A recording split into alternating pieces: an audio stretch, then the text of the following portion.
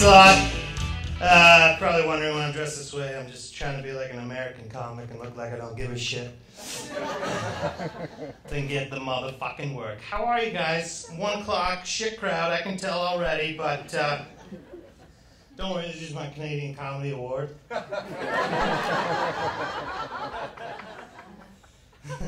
can take that. So awkward doing these, but every year I get excited to do it, and then I realize, oh fuck, I gotta actually do it.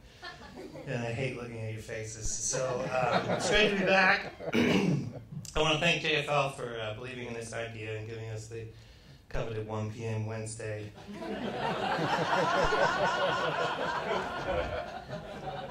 Where the festival's really at its peak. It was us or a table of muffins, I heard. Thank you. A lot of people said to me last year, how are you going to do it again this year? Didn't you talk about everything? The Canadian comedy industry does not move that fast. And they were right! Good night, everybody!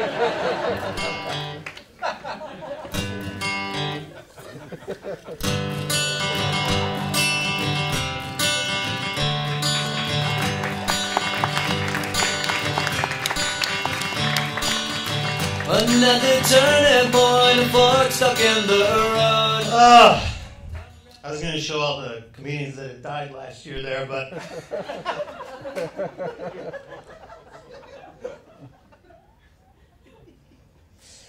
Tell you, if that's the line.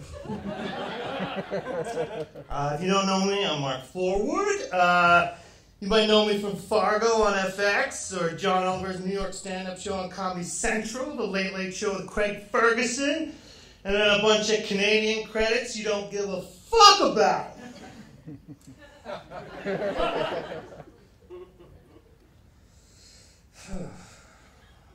Seriously, guys, I know I'm no Andy Kindler, but you can pick it up a bit too, you know what I mean? I know we're Canadian, we don't like shitting on each other, but it's gonna happen. Alright. Stay in Canada, no one cares. Right? Get more work in Canada if they found out you catered a script reading of Young Sheldon. Catherine Ryan's coming home from a successful career in the UK to host 6 new stand-up specials for the Comedy Network. Were none of us living here available? So you check my messages. Nope. Canadian entertainment executives are like those dogs in the blanket challenge. They don't care when they can see you. They only care when you're gone. Where'd he go? Get him back. Why is she over there in the UK becoming famous? Get her back now. You know the dog thing with the blanket? It's topical. That's a topical joke. I don't do them a lot. You've seen my act. The great thing about this year is, though, I'm not alone. It's not just my opinions. Because you know what? I looked at the entertainment industry, and I looked at the climate out there right now. And I said, no. And I walked right into JFL's offices, and I said, Barry, whoever that was, enough's enough. Okay? Not this year. No. You can't just have some white dude up there giving his opinion. We need a chick as well. Do you guys get how jokes work? Like, because maybe we have to explain that. See, what I did there was a little flip. But see, I built it up like I was a hero, and then I said, chick, you should sit in the front row of every comedy show. Hilarious. This is great. You know there are chairs in the back, still.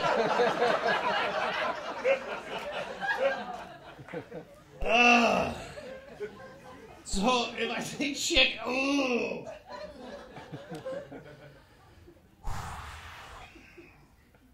Anyway, chick joke, move on. Bye-bye. It's my great pleasure to introduce a very funny comedian, writer, and performer. She left us for the fame and fortune of the United States, but she's coming back to give us her take on being a Canadian comic.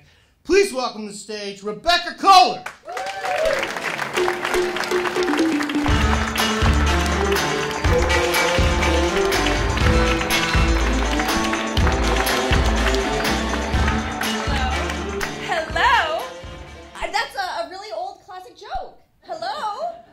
I'll use it throughout. Callbacks. Hello? Oh, callback. Literally. Hello? Fun. This is going to be fun. Okay.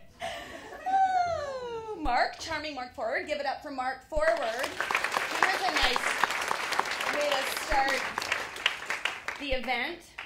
This was a weird thing to write. I'm not gonna lie. It's a first of all, Mark's right. He said everything last year. There's a couple of new things we'll talk about. Hi, guys. Do you want to do a theater game? Zip, zap, zop? Zip. She's not into it. I'm feeling a little queasy. I just had a $32 scrambled egg in my hotel room. Speaking of stuff, I wanted to... again, Mark talked about the swag bag last year, but there's not like that much to talk about every year at the Just for Laughs Festival. The swag bag, though, was disappointing, I would say. Anybody in agreement with the disappointing? And, like...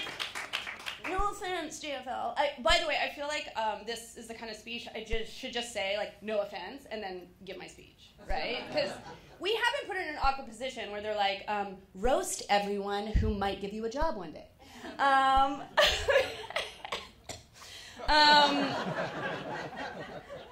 I'll try my best. Anyway, the swag bag, I was a little disappointed because I remember a couple years ago they were giving fleshlights out. Do you guys remember the fleshlight year? And I'm going to talk, obviously, about being a woman in comedy throughout the speech, but let's just, like, talk about that specific.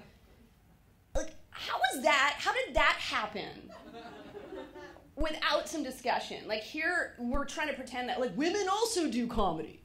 Let's put an item in their swag bag that they have zero use for. You know, I mentioned that there had been a fleshlight in a swag bag to somebody recently, and they were like, well, I mean, technically it's like a cylinder, so you could still, you know. And I was like, it was too big, you fucking asshole. Not that I tried. But no, I thought the fleshlight was really indicative of a problem, which the lid was blown off of this year, right? Yay, Harvey, we'll talk. But yeah, so this year, we got a hat. Are you wearing it? No, it's just another black hat. We got a hat and a cassette of an amazing comedian, but I don't have a Walkman. Jim Gaffigan was in there. Love the guy. Great. Okay, thanks. There's also a weird thing, though. It's kind of like, there's something like cannibalistic about giving comics other comics recordings. I do comedy. Anyway, okay. So, swag bag, not the best. All right, so hello, my name is Rebecca Kohler. I am a Canadian, a comedian, and a female, Ian. And I better actually hurry up because I only have 78% of the time that Mark has. Thank you. So, first I'm going to talk about the fact that I did move to the States. And Mark's absolutely right. Like, they were like, do you want to talk about, you know, being a Canadian comedian? And I was like, I live in the States, but okay, of course. Like, of course you're asking me, because that's how it works. Like, I moved to LA, I posted one picture of a palm tree, and within a week I had like 4 job offers from the CBC. We do have a problem. I don't know. It is. It's like the boyfriend thing. Like, as soon as I'm unavailable, I'm getting so much penis. I am single. But yeah, so I moved to the States. I got a text message. I moved to the States about 2 years ago. And I say about because, as we all know, when a Canadian moves to the States to pursue a comedy career, they don't actually move right away, right? We straddle the border, right? Like a person on water skis, but the water skis keep kind of separating. That's how I feel. Because we have to keep one foot on the U.S. side for an opportunity at fame and fortune, and another foot on this side of the fence for healthcare, yes. Big time. Like, we laugh, but, like, that's such, like, guys, I've been to the doctor on that side now. It's the fucking worst. Like, it is worse than we think it is. Because it's not just about that you have to pay. Like, you think, like, oh, it sucks that you have to pay. But money actually becomes part of the transaction. I, 6 months ago, had to barter with a doctor while my feet were in a gynecological stirrup. That is not a joke. That's a 100% true story. Like, I was like, well, is it $50 or $80? She's like, well, if you do it today... Let's do it today. My pants are off. Anyway, so yeah, so we keep one foot on this side for the healthcare, but it's not just for the healthcare. I realize now it's also for the occasional ego stroke that you will need when you realize that when you move to another country to start over as a comedian, you're going to eat shit for 5 years. In fact, let me make this a public service announcement. If anybody in this room is planning to move to the States, you will eat some turds. Okay. And by the way, I am going to talk about the States for a long time, and it will come full circle. I understand that I am here to talk about the Canadian perspective. I don't want anyone in here being like, that's not why we gave you $40. So, bear with me. But yeah, so it's really hard, and I think I'd like to be honest about the situation because I think that some people move to the States and they're like, it's amazing, it's great. I go swimming and I eat low-fat yogurt and I'm almost famous. Like, it's really awful. And the thing is, like, not that I'm Russell Peters, okay, thank God, but I'm like a well-respected comic. Sure, in Canada, people like me, I think.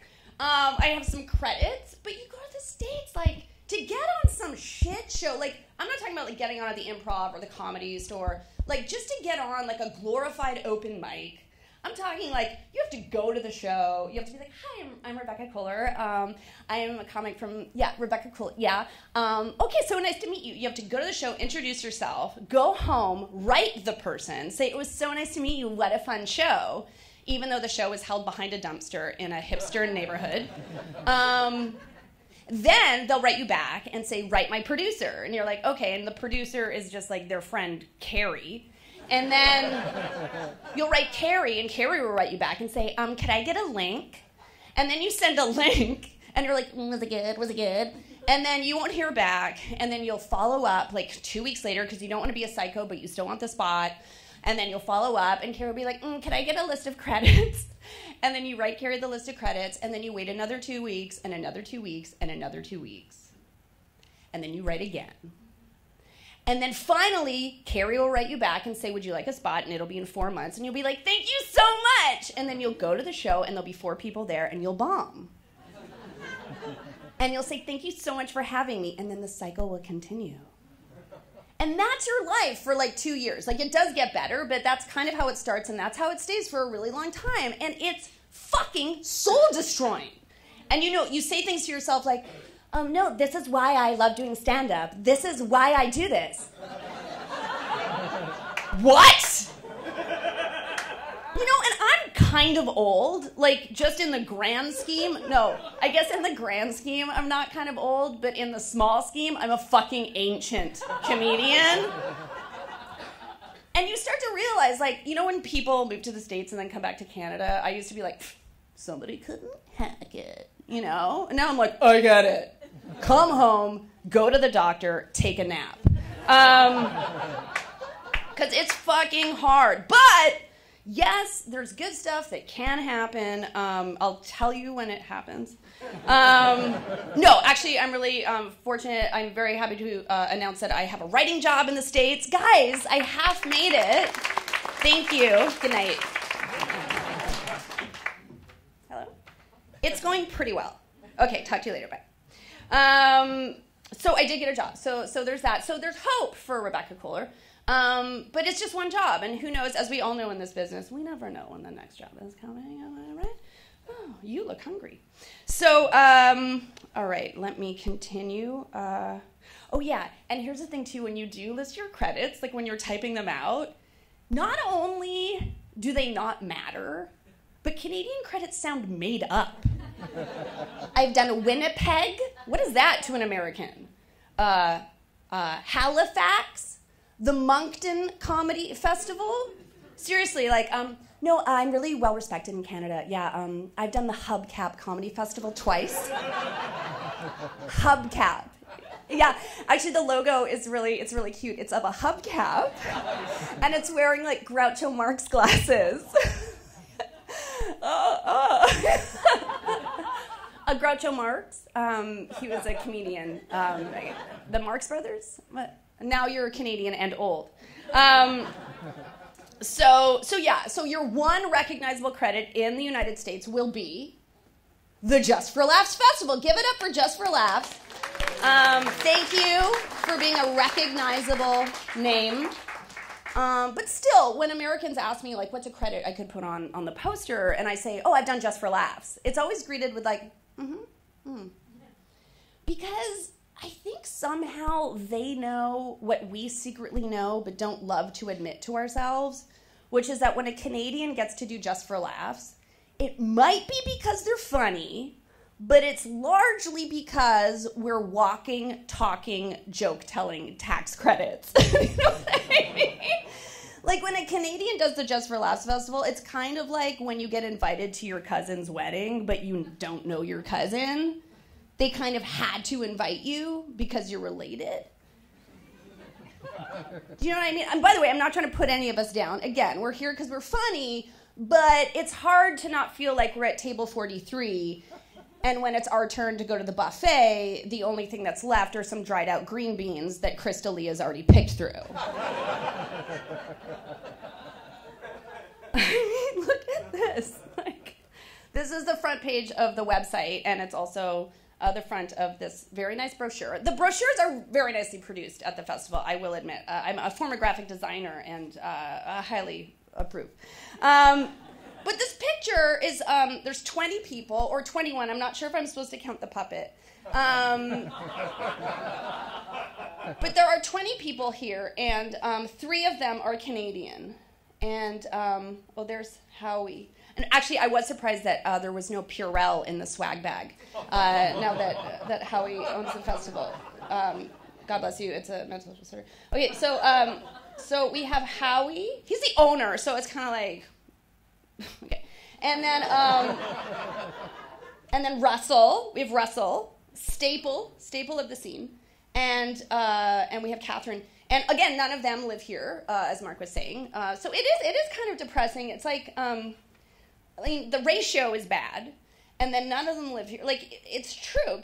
Couldn't you at least, or like just pepper some in, like E.T. and with those stuffed animals? You know, just get some other Canadian faces so that we could look and be like, oh yeah, I see myself in there. You know, it's like the ACTRA magazine. Does anybody get that? Yeah. I remember once I got in a fight with ACTRA because I had done an independent film and made no money. And then they were like, we want to charge you $5,000. What the fuck? Okay. And I had to have this meeting with them. And then they gave me a slap on the wrist. And then they were like, why don't you take part in more ACTRA events? Do you feel included? I was like, I thought the only member of ACTRA was Sarah Polley. Like, put someone I know on the cover of your fucking magazine. Anyway, okay. So, I'm going to move on. I'm talking about the States. I also have to talk about my vagina. Oh, no, understand. Okay. And I wanted to say that I don't blame JFL for having not as many Canadians. Like, I'm not under any illusions that if Rebecca Kohler was headlining, like, Place Saint-Denis, that probably would only sell 40 tickets. Like, I get that, but I guess it's just, it's kind of a kick in the hockey teeth, you know, for us. Okay. So I moved to the States, and it was really hard, and it was expensive, and it was weird. So the question is, like, why did I do it, and why do other people do it? And, I mean, I think, number one, I think Mark touched on this last year, that it's discouraging, you know, when you can't get your own show, even though you're Jeremy Hutz's daughter. I fucked this up, but because I was going to make the joke that if Jeremy Hotz was my dad, maybe I could get my own TV show, and then I was going to make a joke that Jeremy Hotz asked me to stop telling people I was his dad. He's not my dad. I can tell you guys aren't laughing because you're like, is she related to Jeremy Hotz? I'm not. But yeah, and I felt extra awkward by the fact that children of famous Canadians were getting handed shows, which pissed me off, but I was simultaneously profiting from said shows because I was writing on them. So I was like, I can't believe that person got a show. Yes, I'd love to write on it. What is the production fee? Excellent. So I felt like a total hypocrite or like a traitor, and I think what the truth is, I'm really just a Canadian comedian who is trying to survive. Because I think this is a good analogy. Work in the Canadian entertainment industry to a comedian is like food to a polar bear in the melting ice caps.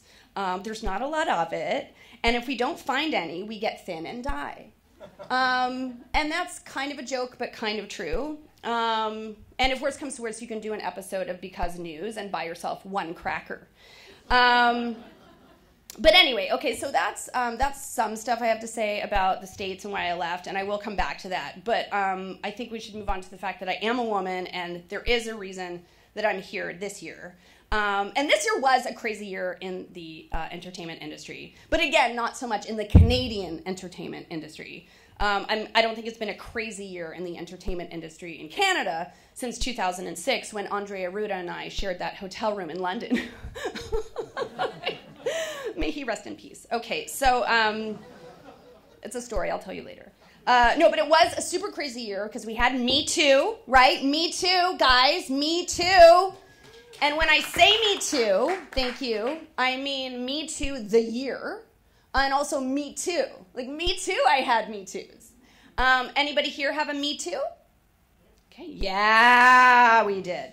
And yeah, there's a reason that I'm here this year, and I wasn't asked to do this last year. And actually, I should say I was asked to do this last year, but it was to hand out hors d'oeuvres. And then I was like, well, maybe, but then Yuck Yucks told me that I was only allowed to serve snacks at their clubs. And so I had to say no. It turned into a big thing. So Harvey Weinstein is not Canadian, thank goodness. Oh, gross. But he does represent a problem that we have here in Canada as well, obesity. I hope that in his therapy, they teach him to lay off the pussy and the Philly cheese steaks. So, no, but seriously, okay, there is sexism in the Canadian comedy industry, and I am living proof of that. In fact, sexual harassment in the entertainment industry is just as rampant as any other, even though 62% of male comedians are impotent. Don't quote me on that because I made it up. So you can quote me, but don't think it's real. But yeah, I've been doing comedy in this country for close to 20 years. Thank you. And I had an interesting reaction when the Harvey Weinstein thing broke because, by the way, am I okay for time? Okay, I'll hurry up. I was pissed off because people were like, oh, were you harassed?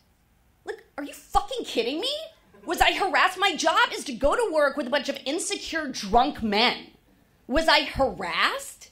That was my job. And I think what bothers me the most, though, is that I always assumed that everyone knew that this was the way the world worked, that men did that to women and women kind of put up with it. I just figured, like, I'm from a waspy family, and I was like, yeah, I know there's a problem and everyone knows there's a problem, but it's just easier to not talk about the problem, right? But then this thing comes out, and people aren't like, yeah, there was a problem. They're like, oh, was there a problem? Go fuck yourself! This is my Nanette moment. And thank you to Nanette, by the way. I think that was a great special, and there's a lot to talk about there, but anyway, I was happy to have watched it. But yeah, she makes a lot of good points, like stop wasting our time. And like the Harvey Weinstein thing, thank God it happened. But also like fuck you to anybody who wasn't just like immediately admitting the fact that they were part of the problem. And here's the thing, we all were and are still part of the problem, because it's like why Trump is still in office, right? Because nobody around him has the balls to stand up and say, you're gonna ruin the world, stop doing that. They just let him do it. And we all kind of let the Harvey Weinsteins and the Louis C.K.'s and the blah, blah, blahs go about their business. And so I think it's done now. Like, I look at the world like, post-Weinstein and pre-Weinstein. And I think we're post-Weinstein, and I think that's a great time, and I think we should take what we've learned and move on. And I'm sorry that wasn't funnier. But it's hard because it is like, there's a lot of funny in it, and then there's also just a lot of like, you gotta be fucking kidding me. Or like, anyway, Aziz on, sorry, we could go on, couldn't we? They're not Canadian. Okay. So, oh yeah, and here's a tip to young female comics. If a male comic or an unusually aggressive lesbian comic asks you, tells you like, hey, we should get together and write sometime, don't do that. The only thing they want to write is the alphabet on your clit with their tongue. Okay, so, yeah, okay, I've been through this. Yes. Yes, things are changing. I really went on a rampage. Okay. Oh, yeah. This, I don't know, did everybody hear about the show in Toronto, White Guys Matter? For those of you who don't know, one person knows, a show was put on in Toronto by several white men, and it was called White Guys Matter. And it was, I guess, supposed to be a safe space for them to talk about what matters to white guys. No, because they feel like they're being censored by the world, by political correctness. We should be able to say whatever we want. And so it was at Yuck Yucks, and Yuck Yucks, of course, upheld them. They were like, yeah, it's a great idea. We're going to go ahead with White Guys Matter. And I can't believe how unimportant a group of men made themselves sound by claiming that they mattered. This was like a show, they were like, it's satire. And then we found out none of them knew what satire was. But it was interesting that I thought that Yuck Yucks held it up, because I think when Yuck Yucks started, and I might be wrong, but I think Mark Breslin was like, we're going to go against the status quo. This is a space where people can offend freely, and I think that there's some, he should get credit for that. I think that was a really great thing that he did. He was like, say what you want. Jason Rouse, put that beer bottle up your asshole. Super. But then things have changed in a way now where somebody comes to him and they say, we want to do a show called White Guys Matter, and it's offending people. And Mark's like, yeah, let's do that. But actually, going against the status quo today is standing up for the little guy and saying, no, take your stupid show elsewhere, you embittered pieces of shit. I think that would have been the ballsy things to do. But, of course, he let the show go on. And then apparently, from what I gather, it was just like a bunch of guys telling mediocre jokes. Like, I'm like, if you're going to do a White Guys Matter show, then get up there and be like, blacks are weird! Trans people, ew! Like, what is it that you wanted to say that you couldn't say? Own it!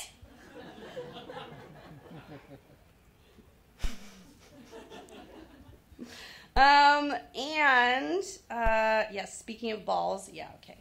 Okay, I should digress. I think I've been all over the place today. Like I said, it was a weird assignment. I hope it's been kind of interesting, informative, whatever. But my biggest takeaway from what I've been going through for the past couple years, going to the States, coming back to Canada, feeling so comfortable in Canada, going to the Comedy Bar in Toronto, and like one person seeing me and me having like 20 shows booked for the next month, like having so much fun at those shows. That's what I realized. Like every set I do in Los Angeles is a showcase. It's 7 minutes. And by the way, I don't know if anybody in LA can do more than 7 minutes. That's like an art form that we really get to explore in Canada. And again, that's thanks partly to our comedy club chains. So as much as they suck, they're really good for us in that way. But yeah, it's 7 minutes and it's a showcase in LA, and it's like, who's in the crowd? Is there an agent here? Is there an executive here? What am I going to get out of this? And you come back to Canada and it's like, where are the agents? Where are the CBC executives? And part of me is like, get the fuck out there. Like, where are you? What are you doing? But then at the same time, it's like, yeah, stay home. Because what we do have in Canada is a place where the stakes are so low that you still get to have fun. And I miss you. And thank you so much. And now it's time for me to bring back our lovely host with the most. He's not the host. Headliner with the sweater. Guy with the slow gait. Man in the shorts. Friend of no one. Mark forward!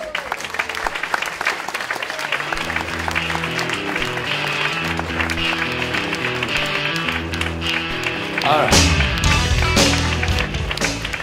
Oh, listening backstage, I can feel you've loosened up and are totally open to ideas that make you feel uncomfortable. Wow. God, it sucks. Just remember this feeling when you go to fucking Andy's, all right? And you're all, ha ha ha! Everything is hilarious because it's not about you and Canada. You son of a bitch. What a year it has been. That's the first sentence I wrote down when I was starting this. When I started writing this speech, and I read it back. I sat there for 5 minutes. I was like, what a year it has been. What? That's just utter bullshit. That's just bullshit. It hasn't been a great year. It's an okay year. I'm not going to come up here and go, what a year it has been. That's what we do here, don't we? We set the bar low. And then we step over it and go, we're doing awesome. See how high that stick was? Some of the stuff we celebrate is garbage. And you feel that in the room? You feel that? We're not supposed to say that in Canada. We're not supposed to say that something on our TV or one of our stand-ups is garbage. But you'll say it about every fucking American show, every Australian show, every BBC show, because you think you're being strong. You're being strong and helping the community. No, you're fucking the community, in my opinion. You're fucking the community. You're more worried about your fucking job. You're more worried about there's not going to be another TV show for me. Fuck you. What a year it's been.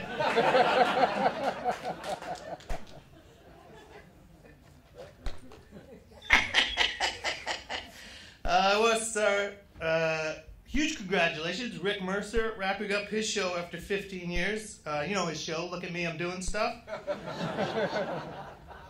15 years in Canada, that's insane, right? And he was leaving the show, and then it all began, right? The press, all of us were like, who's going to take over the show? What Canadian is going to step in and take over the show? No, that never happened. That's the joke. That's the joke. No, they just cleared out the studio. See, in the States, they would say, let's give it to someone else. Hey, it's all right. It's all right. It's the first one. Listen, though, if you are looking for someone to replace Rick Mercer, CBC, can you please start in the West Coast? We got enough East Coast shit on the TV. Let's start. Just start in Victoria. Just go check some people out there, okay, that don't have a banjo. Speaking of the West Coast, I want to congratulate Ivan Decker, who won the Juno for Best Comedy Album. Rebecca was also up for it. She lost. You gotta give the first one to a white dude, right? Boo! These are jokes! Of course I don't want to give it to a white dude!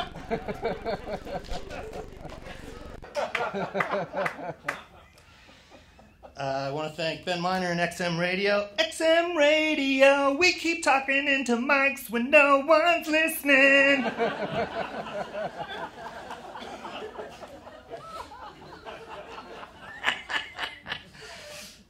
We lost Canadian stand-up legend Mike McDonald this year at the age of 63, JFL mainstay. A lot of us watched him on Just for Laughs on the Comedy Network as young Canadians, and then as slightly older Canadians, and then older Canadians, and then like every half hour on the hour. Get it? That's all they show? Turquoise!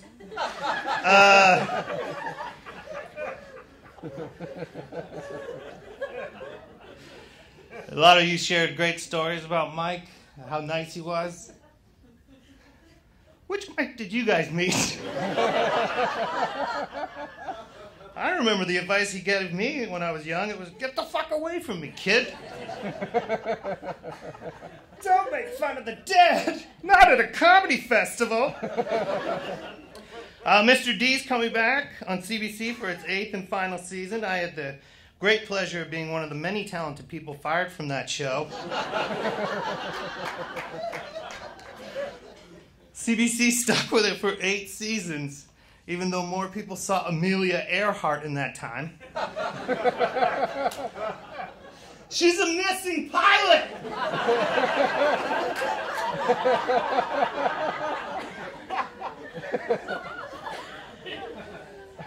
You'd think with its low rating, someone had written a ransom note to CBC head Sally Catto, but that doesn't add up either, as Jerry would have fired the ransom note writer before they could finish it for him.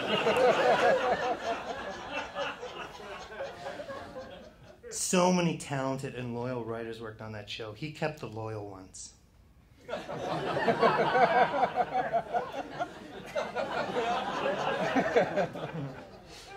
Netflix is here at the festival, shooting 32 specials with 47 comedians. 4 are Canadian. Ivan Decker, Dan Smith, K. Trevor Wilson, and Dave Marhosh. That's awesome. Don't clap. It's not a big deal. They say they want to bring the Montreal Festival experience into your home. Does that mean at the end of these Canadian specials, an unprepared American comic will come on after and say, "What's up, Montreal? You guys love poutine?"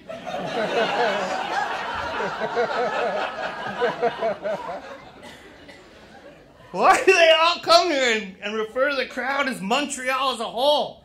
A leather-bag skinned old man in a sleeveless t-shirt smoking a cigarette with a bagel around his dick is more representative of Montreal than those people in the audience. He had a bagel on his dick!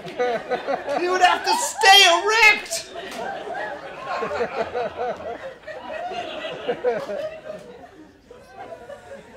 Oh! The Canadian Comedy Awards! Yes, they're back! Announced live on Facebook from Yuck Yucks! For those of you who don't know, Yuck Yucks was closed down this year, the Toronto one, for rats! They got that all cleaned up, and then they let Jeremy Piven in for 5 shows! He's a rat!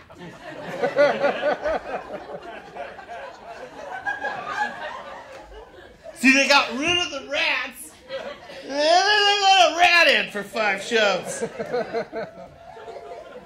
I know, rat joke. Breslin, sitting right there. So easy, but unlike the Beaverton, I like to work for my punchlines. Bam! First shot at the Beaverton! Bam! There'll be more! The awards were announced, and the results are in. Let's check it. Oh no, they got them all wrong again this year. Get it? Yeah, cheers. Not a lot of people know this, but if you win a Canadian Comedy Award, you're automatically up for an Oscar for your performance of Pretending They Fucking Matter.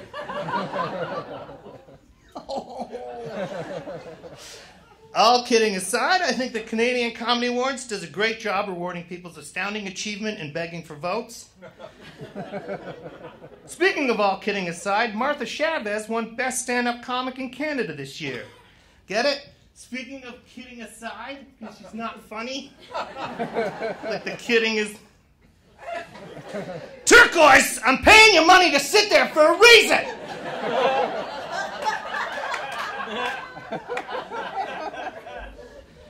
If you don't know Martha Chavez, you could call her a playing to the back of the room comic, in the sense that she won't shut the fuck up in the back of the room. It's funny if you know her. Look her up. A lot of these jokes are funny if you know the industry. Many people are hailing ahead of Gatsby's Netflix special. That's great, game changer. Others are saying, it goes long stretches without laughs, and instead shows sadness and anger. To this, half of the Yuck Yucks roster said, hey, we've been doing that for years.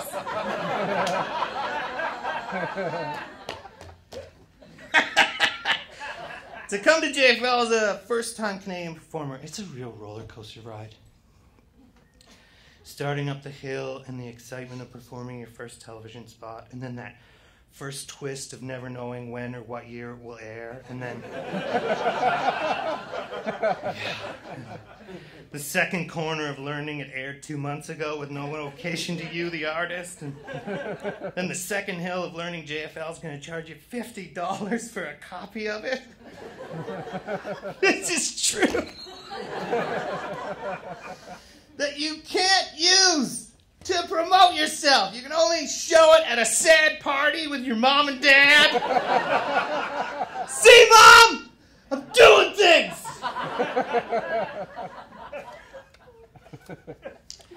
And then you just roll into the station with nothing but sadness. And yet somehow you're like, can I go again? See, checking your phone, or you got a stain on your shirt there? A stain? Not on that beautiful thing. Are you serious? I don't know if I can go on turquoise. Just for laughs, big commitment to diversity in booking. Yep. And then they fucked it all up with Jeff Dunham. Oh, you guys like that fucking racist puppet guy? Sorry, shouldn't have done the joke. I didn't know it was a room full of puppet racist hey guy, lover guys. I thought it was a room full of puppet. Anyway, 2 shows, July 27th. Get your tickets. William H. Macy Gala? What? You remember in Boogie Nights when he fucking blew his brains out all over the wall? That thing's gonna be hilarious!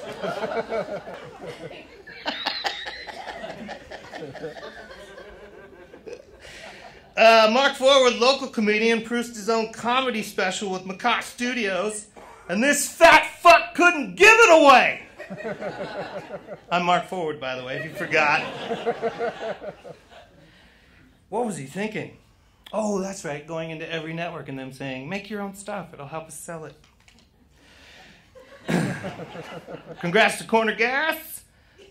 Their animated special now, they're going into their 2nd season.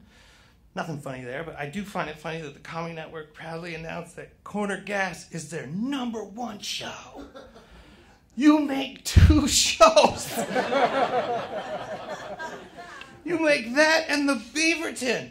You could have another show where nothing funny ever happens and still say Corner Gas is not... Oh, that's what you're doing. 2 jokes on the Beaverton. I just doubled their yearly output. The Beaverton will be moving to CTV as being on the Comedy Network didn't make any sense. Crave TV got into the comedy special making business. 3 specials. That's awesome. You know the JFL Festival 42. That's where they shot them. JFL 42. That's the festival where Canadian comics have to be careful to not let the American comics know how much we're getting paid in exposure. So you had Darcy Michael, Deborah DiGiovanni, and Graham Chittenden. Great. That's really great. Publicity was a bit shit. Right? Did you even know? 5-minute chat with a walking spray tan, Ben Rooney's not going to sell your fucking comedy special. And why don't you have a sit and cackle fest on the social for 5 minutes? Those aren't the old bags I want watching my special. Old bags, that wasn't nice, was it? Hey, Turquoise, what are you dreaming of right now? Dreaming of that little blow thing?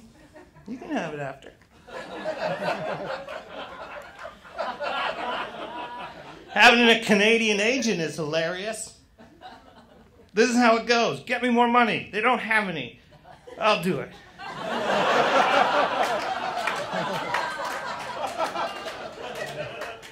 I don't think an American comic has ever had a conversation with their agent that ended with, so do you want to call them or should I?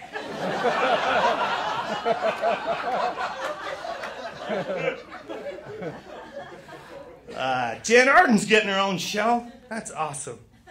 In other news, no one is giving a comic a music album because occasionally they can hold a tune. She's funny every once in a while. This is the joke. Yeah, skip that then. Hey, turn it up, 8:20 a.m. on your radio dial. If you don't know, this is a station that plays all comedy, all the time, except from 12 to 1 p.m. when Lawrence Morgenstern and Glenn Foster host Hump Dump Live. If you don't know Lawrence Morgenstern and Glenn Foster, then you are like everyone else. Glenn Foster, of course, is the self-proclaimed, I see you, I'm wrapping it up. Cheers. Spent 6 months on it. I'm not going to wrap it up because, you know, you got 10 minutes. You good? Cheers. See that? See that? That's how an American would handle it. Just think at the back of Andy's, they're going, Andy's goes on for 5 hours! Glenn Foster is, of course, the self-proclaimed Canadian guy, which I said last year. He only performs in Canada, so no one is saying that ever. And Lawrence, you can see sometimes hosting at Yuck Yucks. This is like giving a radio show to those old guys from the Muppets, except they don't have puppeteers. So it's just 2 dead puppets for an hour.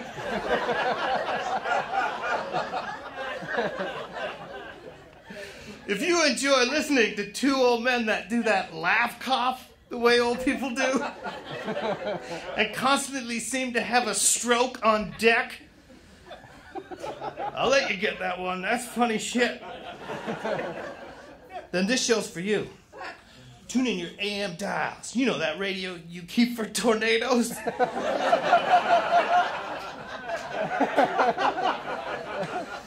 The debaters on CBC still going strong, much to the delight of 70-year-old shut-ins and ham radio operators.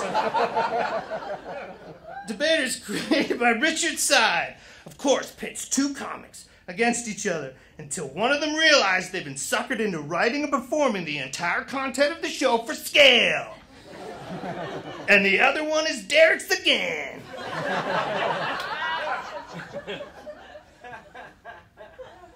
CTV reunion specials coming by Martin Scorsese. Eugene Levy's son, Dan Levy, was at the party for that taping. And everyone thought he was paying homage to Martin by asking everyone, how am I funny? But it turned out he'd never seen Goodfellas. Dan is also hosting the Great Canadian Bake Off on CBC. The first challenge of the contestants of the Bake Off was to prepare a cake based on their father's recipes while contributing nothing of value themselves.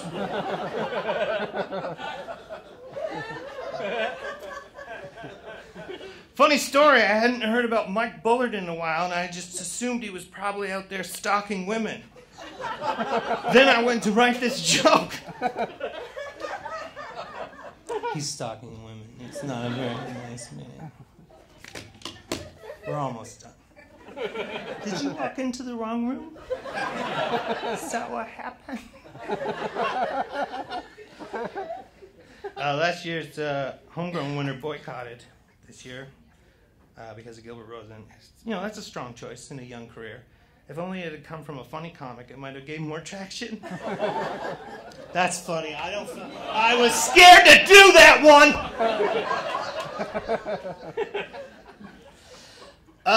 In summation, of course, at the end of the day, this is all in jest. As Mark Critch said last year, if they aren't talking about you, you've had a bad year. Side note, Mark, we didn't mention you. Canadian comedy's a strange beast. There's comics all over Canada that say they're slighted and deserve more, and they are atrocious. There are comics all over Canada that are really trying hard and truly deserve a break. But what I really wish is that the industry would learn we're not just 7 minutes at your festival. We're not a comedy special so you can spend money at the fiscal year. We are artists. Not in like the smelling your own farts and this is a passion project kind of way, but more like we have ideas. And in the States, I feel American comics are giving the world, even the atrocious ones. My God. And you'll see a lot of them this week. We don't get to be artists here very often. Don't you find?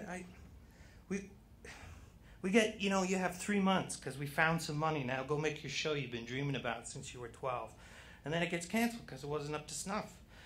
We're praising Letterkenny and Kim's Convenience for their American press and success, which, but I ask, will that make us make more? Or are we just going to step over the stick? We're good. The industry here loves to push many that aren't, but there's so much talent. The Canadian comedy community is like the Thai soccer team. We're just up here hoping someone finds us. Topical.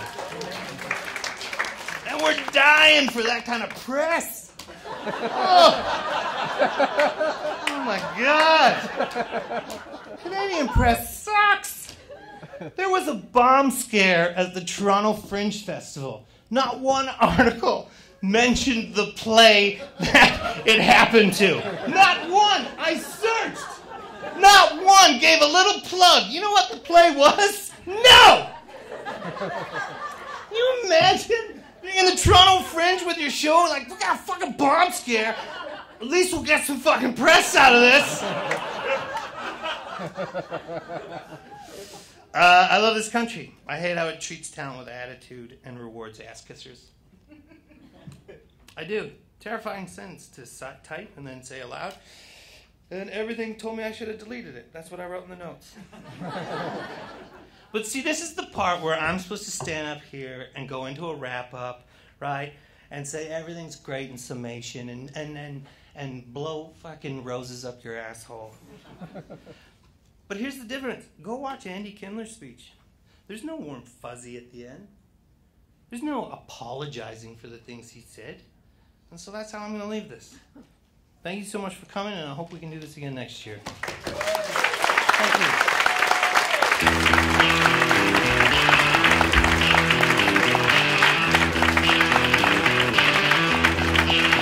All right.